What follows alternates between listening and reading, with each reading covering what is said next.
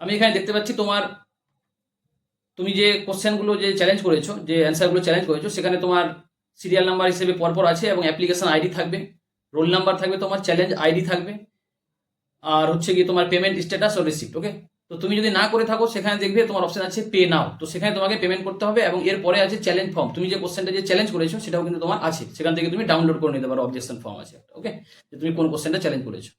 তো এতটুকুই আমার মনে হয় যে সকলকে বলাটা খুব দরকার ছিল আর কি, খুব প্রয়োজন ছিল, তাই আমার এই ভিডিওটা করা। তো তোমরা সকলে এটা সকলের কাছে একটু শেয়ার করে দাও, তাহলে সকলে জানতে পারবে। কারণ অনেকে আছে যারা শুধুমাত্র হয়তো চ্যালেঞ্জ করে বসে আছে, পেমেন্ট করেনি। পেমেন্টের অপশন কিন্তু নিচের দিকে আছে। কারণ আমি যখন অ্যাকচুয়ালি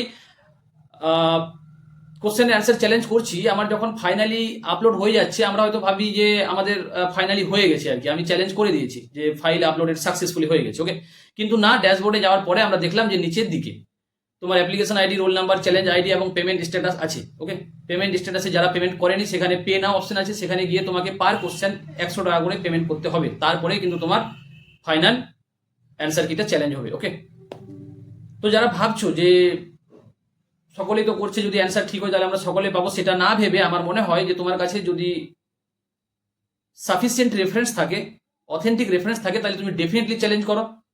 কারণ নাম্বারটা ম্যাটার করে, আমি কিন্তু বারবার বলছি নাম্বারটা ম্যাটার করে।